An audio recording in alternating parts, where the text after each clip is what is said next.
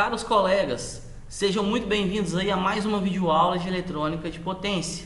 Dando continuidade aos nossos estudos dos retificadores trifásicos, nessa videoaula nós falaremos sobre os retificadores de 6 pulsos.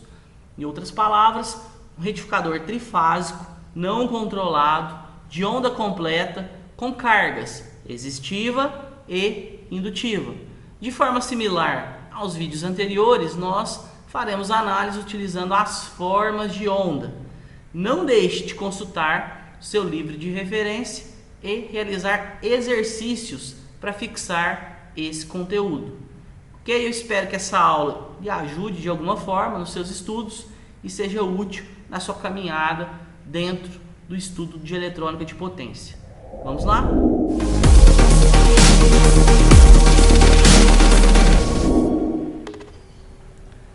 O retificador trifásico não controlado de onda completa, sem dúvida aí ele é vastamente utilizado, principalmente na indústria, onde nós temos aí a alimentação trifásica. Então, boa parte das fontes de alimentação, dos equipamentos que usam eletrônica de potência, como soft starters, os drives VSDs, aí, vulgarmente chamados de inversor de frequência, as fontes de alimentação, né, para extra baixa tensão de 24 volts, 24 cc, esses equipamentos eles usam pontes, né, de grits do tipo trifásicas.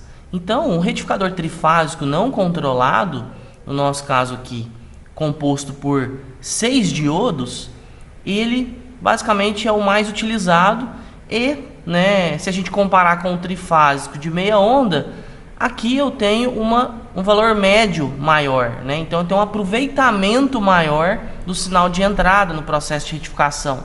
Então eu tenho um processo de retificação mais rico. Eu tenho um sinal de saída com ripple, com uma ondulação menor. Um sinal que demandaria um capacitor menor, né? Um filtro menor, para deixá-lo totalmente reto, liso, para deixá-lo um sinal contínuo. Então, em comparação ao retificador trifásico de meia onda, o retificador trifásico de onda completa, da mesma forma que aconteceu lá no monofásico, ele é de longe o mais utilizado. Então, em aplicações em que a gente tem disponível um sinal trifásico, utiliza-se, né, o retificador trifásico para fazer o processo de retificação. O retificador trifásico ele é composto por 3 braços, né? Normalmente no inglês eles chamam de leg, né, de perna. Aqui a gente tipicamente chama de braço. Cada braço é constituído de 2 diodos. Então eu tenho 3 braços com 2 diodos em cada braço, 6 diodos. Os diodos superiores são os diodos que drenam a corrente que entra na carga. E os diodos inferiores são os diodos que drenam a corrente que sai da carga. Lembrando que o sentido da corrente é o mesmo na carga. Tem sempre o mesmo sentido de corrente, a polaridade fixa, um sinal CC com uma ondulação. Como eu tenho agora basicamente 3 fases na entrada, cada fase vai conduzir um diodo. Contudo, nós temos 2 fases sendo utilizadas a cada instante de tempo. Então, diferente lá do retificador de meia onda, que eu tinha sempre uma fase em relação ao neutro, em relação ao ground, a referência do meu circuito, aqui na carga sempre eu terei 2 fases sendo aplicadas nela, onde um diodo conduz uma fase e o outro diodo conduz a outra fase, né? E aí a gente tem uma tensão de linha e não uma tensão de fase. Então, na carga, no retificador de 6 pulsos, que é esse retificador trifásico de onda completa, eu sempre terei aí basicamente a tensão de linha e não a tensão de fase. Bom, fazendo aí uma recordação, só para a gente lembrar dessa relação, porque aqui, quando a gente trata de retificador trifásico, nós, né, consideramos fase e linha. Lá no retificador de meia onda, a tensão na carga é a tensão de fase, isto é, a tensão de uma fase em relação ao terra, ao neutro. E aqui no retificador trifásico de onda completa nós temos uma tensão de linha, tensão entre fases aplicada na carga. Então a relação da tensão de fase com a tensão de linha é uma relação de raiz de 3, né? Então a tensão de fase basicamente seria a tensão de linha dividido por raiz de 3, ou, né, como eu estou mostrando aqui, ó, a tensão de linha é a tensão de fase vezes raiz de 3. Mas de onde que vem esse raiz de 3?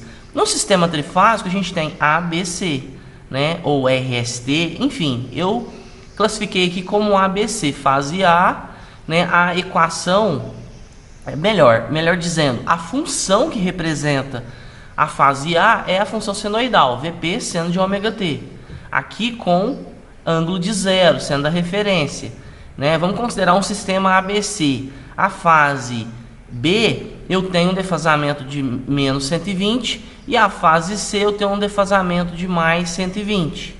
Aqui, ó, eu desenhei, né, para a gente entender melhor. Eu fiz isso aqui no quadro, né? Eu não fiz aqui nos slides diretamente, eu fiz no quadro, tirei uma imagem, coloquei aqui, não sei se está bem visível, mas eu vou tentar ser sucinto e preciso aqui nas explicações. Eu tenho então os 3 fasores, ó, o fasor VAN, o fasor VBN e o fasor VCN. Lembrando que um fasor é um vetor rotativo, né? É como se a gente tivesse aqui, ó, esses fasores girando, né? Eles estão girando aqui no sentido anti-horário. Então, aqui nessa referência vai passar o fasor VAN, depois o fasor VBN, depois o fasor VCN nesse sentido, ok? Bom, então eu tenho VAN, VBN e VCN. O que é o VAB? O VAB é a tensão de linha, né? A tensão de linha da fase A para a fase B. É a minha referência. Eu podia fazer essa análise considerando qualquer tensão de linha. Poderia ser a tensão VBC, poderia ser a tensão VCA. Aqui eu considerei a tensão de linha VAB. Então, o que é VAB? VAB é o VAN menos o VBN. Isto é, a tensão da fase A para a fase B é a mesma coisa que dizer que é a tensão da fase A para o neutro menos a tensão da fase B para o neutro. Se eu estivesse analisando VBC, seria VBN menos VCN, e assim sucessivamente. Bom, nesse caso, eu tenho que lembrar que o VBN é esse fasor. Só que o fasor oposto, o fasor que está a 180 graus dele, aqui, ó, o fasor espelhado, é o menos VBN. Então, esse fasor aqui, ó, é o menos VBN. Né? Eu poderia dizer que é o VNB, né? Aqui eu chamei de menos VBN, o fasor espelhado. Com esse fasor espelhado, né, para a gente encontrar o fasor VAB, basta a gente fazer uma soma, né, de fasores ou de vetor, né, lá da geometria analítica. Então eu vou pegar esse vetor aqui de baixo, VAN, e eu vou desenhar ele aqui em cima, ó. Eu vou simplesmente projetar ele aqui em cima. E da mesma forma, eu vou pegar esse fasor aqui, ó, o VBN, o menos VBN, e vou projetar ele de cá. Então, se eu somar basicamente esses dois fasores, nesse caso aqui é uma soma, considerando que um dos fasores é negativo, né, eu poderia chamar de subtração, mas é uma soma de fasores, o VAN mais o menos VBN. O resultante desses dois fasores é simplesmente um fasor que representa a tensão de linha, né? Então, basicamente, depois de fazer esse espelhamento aqui, né, eu desenhei aqui no meio, ó, o fasor resultante. O resultante desse menos VBN e do mais VAN. Então, eu tenho um fasor resultante aqui no meio. Veja que aqui, ó, eu tenho... né, se eu colocasse aqui um traço reto, né, ortogonal aqui, eu teria dois triângulos retângulos. Com essa figura desse triângulo, que não é um triângulo retângulo, mas é um triângulo, aplicando a lei dos cossenos, eu consigo matematizar isso aqui e chegar na relação matemática entre esse vetor, que é o vetor VAB, que é o que representa a tensão de linha, e os vetores ou fasores, né, VAN e menos VBN, a relação entre eles.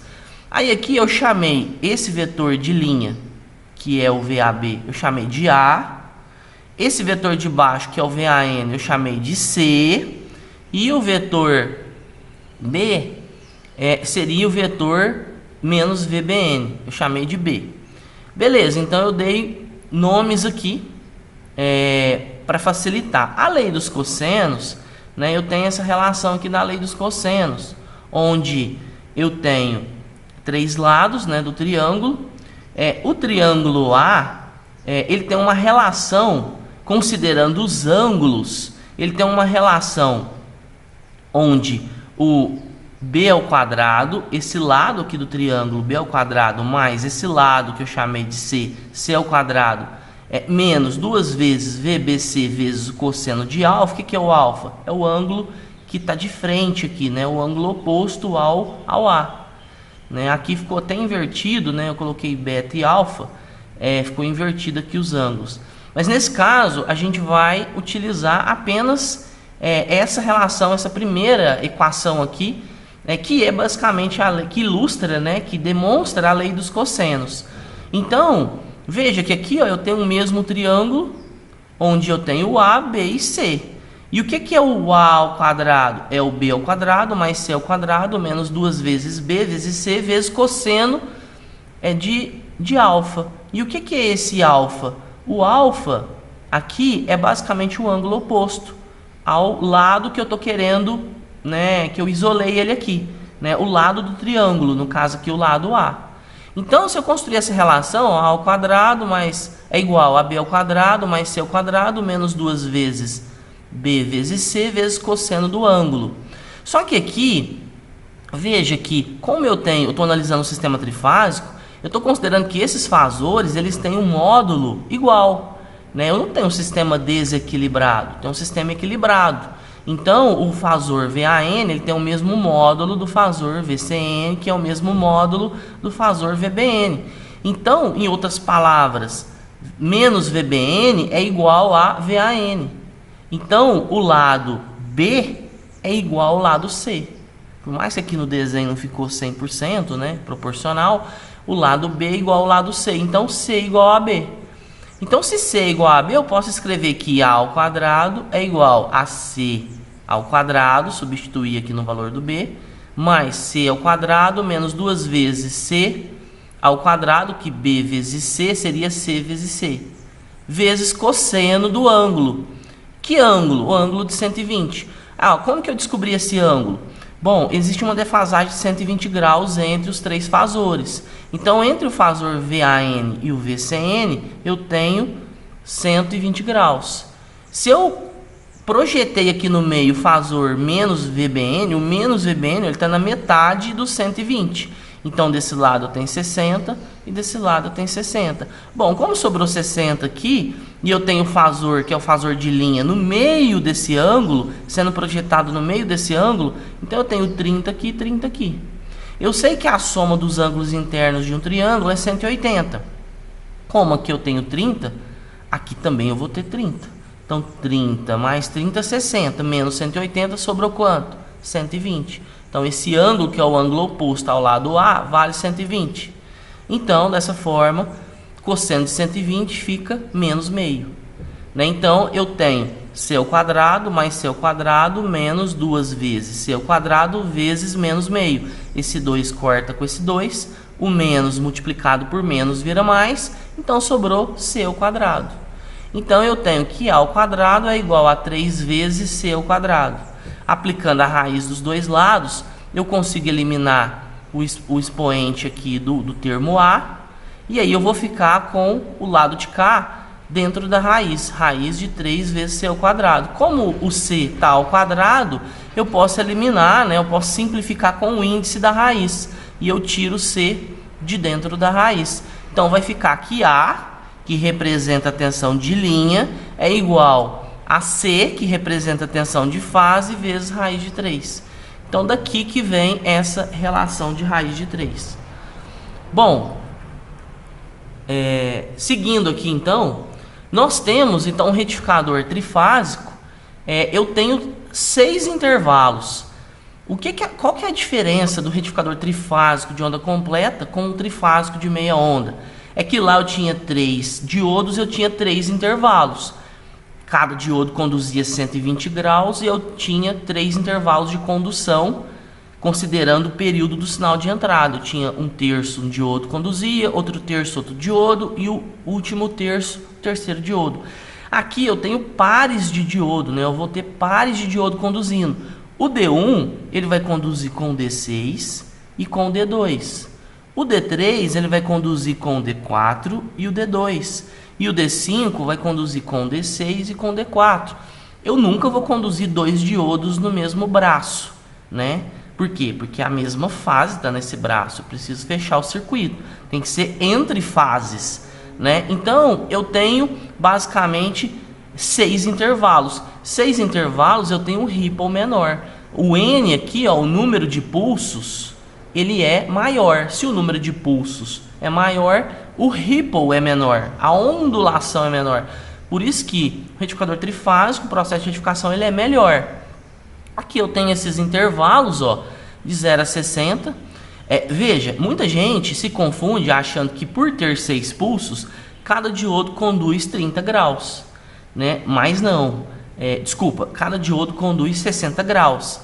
Mas não, cada diodo na verdade vai conduzir 120. O que acontece é que o diodo 1 ele vai conduzir 60 graus com o diodo D6 e os outros 60 graus com o diodo D2. O diodo D3 vai conduzir 60 graus com o D4, depois outros 60 com o diodo D2. E o D5, 60 graus com o diodo D4 e 60 com o diodo D6. Veja que para que a gente tenha, ou para que a gente, melhor, né? Para que a gente identifique qual é a tensão de linha que está sendo aplicada na carga, eu tenho que analisar qual é a máxima tensão, isto é, qual das 3 fases tem a tensão com o potencial maior e qual das 3 fases eu tenho o potencial menor. Qual tensão é mais positiva e qual tensão é mais negativa. Então, se o VAN for mais positivo e o VCN for mais negativo, eu vou ter o diodo D1 conduzindo, a corrente passando pela carga, e o diodo D2 conduzindo, a corrente retornando para o VCN. Então, como eu tenho tensão de linha na carga, eu vou ter uma fase com potencial maior, impondo a condução de um dos diodos de cima, e uma fase com potencial menor, impondo a condução de um dos diodos de baixo. Então é assim, né, que acontece aí a condução dos diodos. Eu tenho cada par de diodo conduzindo a cada 60 graus. Ó, de 0 a 60 eu tenho diodo D5 e D6, de 60 a 120 D1 e D6, 120 a 180 D1 e D2 e assim até o final, né? Veja que aqui, ó, o D6 conduz com D5, depois o D6 conduz com D1. Ó, se eu olhar o D6 aqui, ó, ele vai conduzir com D5 e vai conduzir com D1. Ele não vai conduzir com D3, porque está no mesmo braço que ele. Né? Então, dessa forma, para não prolongar mais, faça a análise aí você, né, olhando para a tabela e avaliando aqui o circuito. Aqui não tem a forma de onda, a gente vai mostrar na sequência, mas, resumindo, cada diodo conduz 120 graus, sendo que 60 graus ele conduz com um diodo e os outros 60 conduz com o outro diodo. Então eu tenho, né, a cada 60 graus um par diferente de diodos conduzindo. Consequentemente eu vou ter uma ondulação, eu vou ter 6 pulsos de ondulação em relação ao período de entrada do sinal. Aqui tem as equações, ó. Frequência de saída vai ser a frequência de entrada vezes 6 vezes maior. Na verdade, essa frequência vale destacar que é a frequência de ondulação. A corrente no diodo média vai ser a corrente na carga dividido por 3. Se eu considerar que cada diodo conduz 1/3 do tempo, ele conduz basicamente 1/3 do tempo, só que a metade desse 1/3 ele conduz com um diodo e outra metade com outro diodo. Então, se eu pegar a corrente média na carga, dividir por 3, eu tenho a corrente média em cada diodo. O valor da tensão média. O valor da tensão média, eu gosto de usar essa equação aqui, ó, 0,955 vezes a tensão de linha de pico. Tensão de linha máxima, que é a tensão de linha de pico. Se eu quiser utilizar de fase, eu posso aplicar essa fórmula aqui de cima. Eu gosto de utilizar de baixo, por quê? Porque eu gosto de lembrar que o retificador trifásico de onda completa, a tensão aplicada na resistência é o valor de linha e não de fase.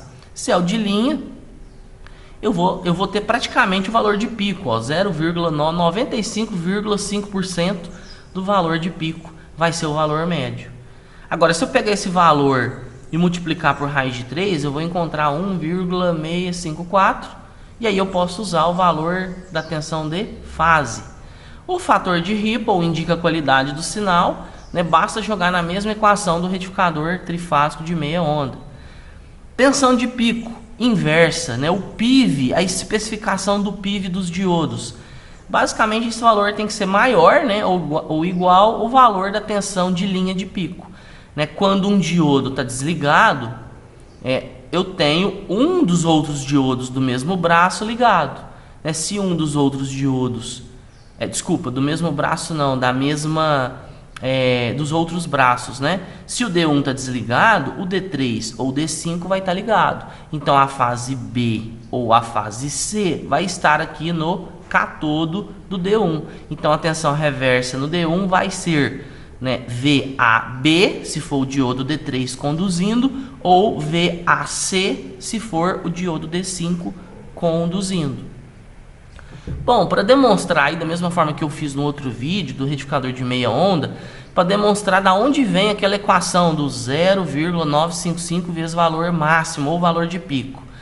Aqui, ó, eu desenhei no quadro e fiz essa matemática básica aqui para mostrar. Então, a gente tem 6 intervalos de condução. Aqui eu até coloquei aqui as tensões de linha, VCB nesse intervalo vai ser VAB, nesse intervalo vai ser VAC, VBC, VBA e VCA. Daqui para frente se repete. Veja que para calcular o valor médio é a área sobre o intervalo, né? Isso aí é a definição do valor médio. Como eu estou analisando, eu quero calcular a média de um intervalo que é 1/6 do período do sinal de entrada, que eu estou considerando 2π, né, ou 360 graus, então esse t aqui vai ser dividido por 6. Se eu fizer essa matemática aqui, esse 6 vai subir para cá, por isso que a gente tem esse 6 aqui. Né? Então, o que é a área? A área é integral. De que intervalo? Eu posso escolher qualquer intervalo aqui. Aqui eu escolhi de 60 a 120. Né? Se você fizer para qualquer outro intervalo, vai dar a mesma coisa. Então, 60 é π dividido por 3 e 120 é 2π dividido por 3. Então, eu vou integrar esse intervalo aqui, ó, esse intervalo. Esse intervalo eu tenho um comportamento senoidal da tensão nesse intervalo. Então, a função que eu vou usar aqui, ó, é Vp seno de ômega t. Eu estou integrando em relação a ômega t, em relação ao ângulo, né? Ômega t é ângulo, para ficar mais fácil aqui. O Vp, como ele está na integral e ele é uma constante, ele está dentro da integral. Eu tiro ele de dentro da integral, vai ficar 6 vezes Vp. O período t é 2π vezes, né? Aí ficou integral de seno de ômega t de ômega t. Integral de seno de x é menos cosseno de x. Então, integral de seno de ômega t é menos cosseno de ômega t. Eu estou integrando, ó, o final menos o inicial. Aí, substituindo aqui, ó, menos cosseno, o que é o final? O final é 2π dividido por 3. E o inicial? Menos cosseno de π dividido por 3. Cosseno de 2π dividido por 3 vai dar menos meio. E cosseno de π dividido por 3 vai dar meio. Então, menos com menos vira mais. Aqui, menos com menos vai virar mais também. Meio mais meio vai dar 1. Então, nós ficaremos com 6 vezes Vp, que é o valor máximo de pico, dividido por 2π. Esse 6 eu posso cortar com esse 2. Então, vai ficar 3 vezes Vp dividido por π.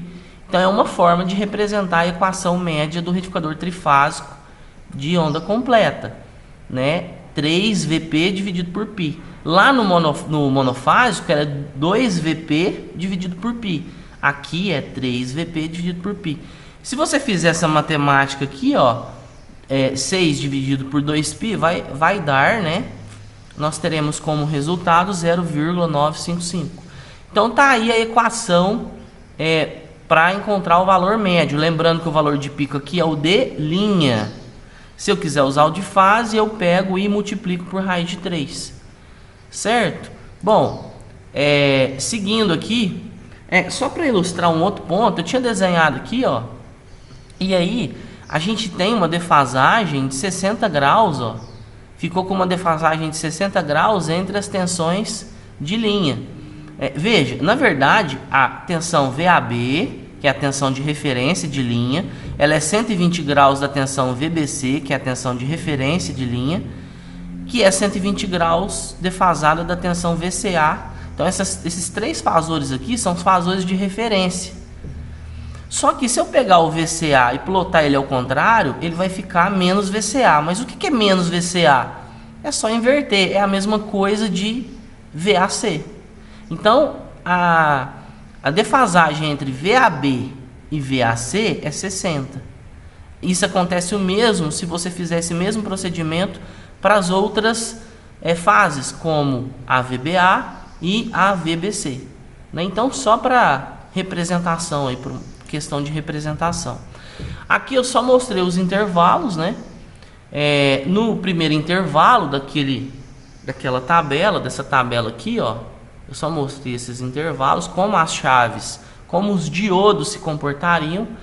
Aqui, ó, a tensão de saída na carga vai ser VCB.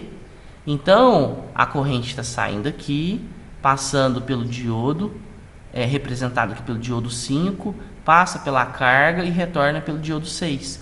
Então, a tensão VCN é a maior tensão e a tensão VBN é a menor tensão. Então, na carga eu vou ter VCB, né, a tensão de linha.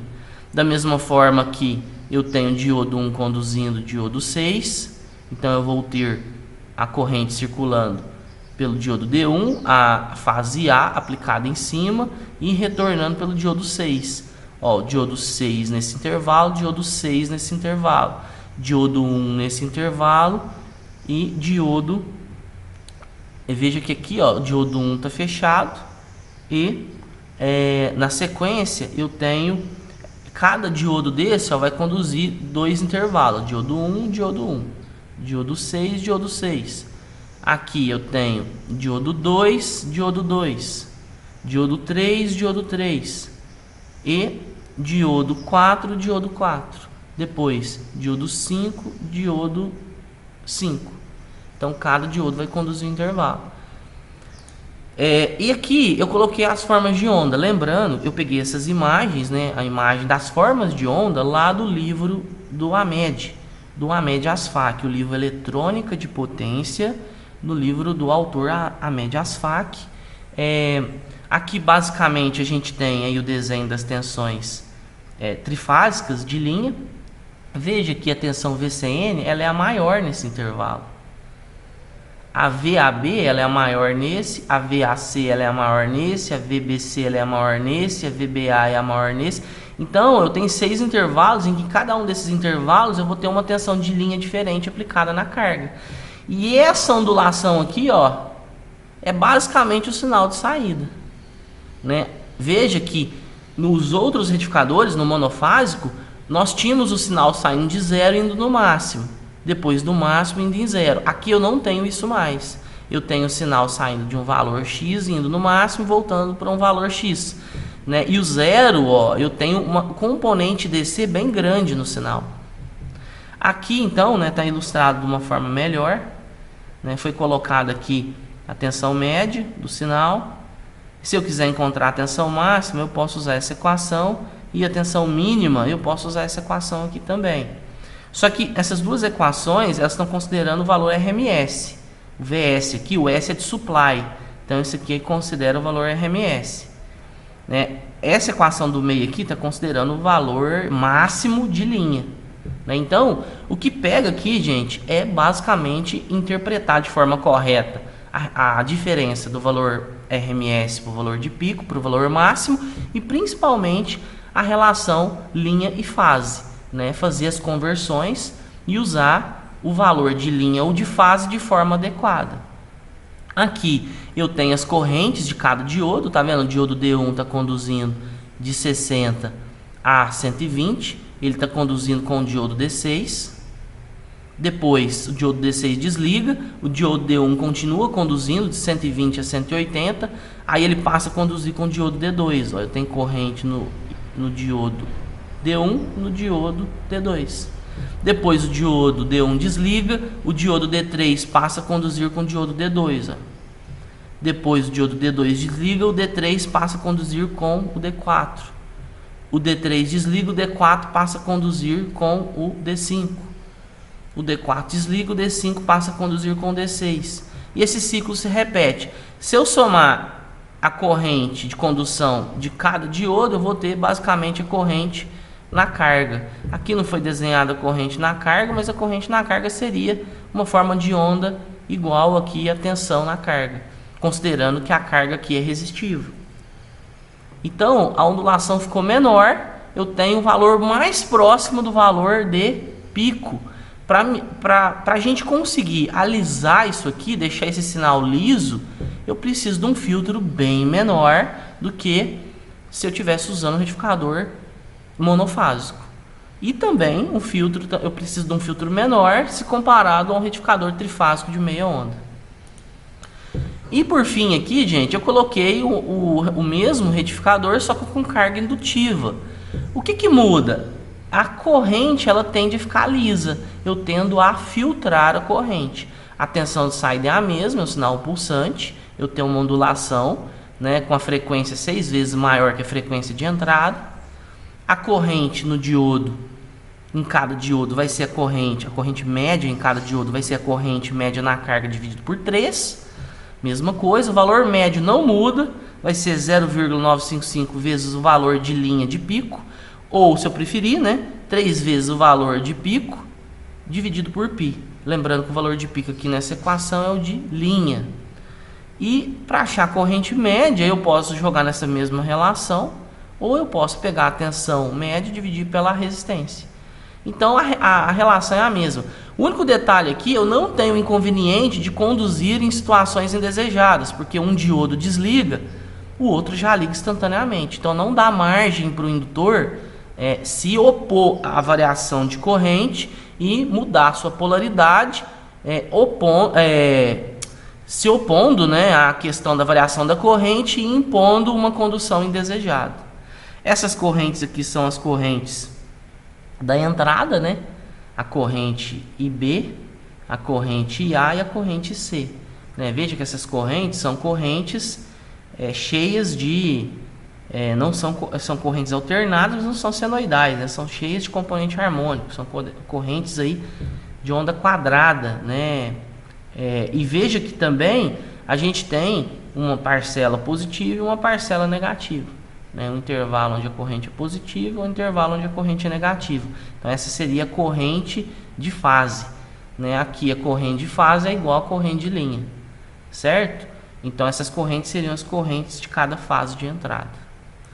Bom, gente, eu fico por aqui. Eu espero que essa aula tenha sido útil para você, tenha lhe ajudado de alguma forma. Minha sugestão é que você vá lá no livro, consulte lá os exercícios resolvidos, a teoria mais profunda, mais condensada, com mais detalhamento, e faça exercícios para fixar aí esse conteúdo de retificadores, que é extremamente importante aí dentro da eletrônica, do conhecimento básico aí da eletrônica de potência. Ok? Forte abraço aí, até a próxima.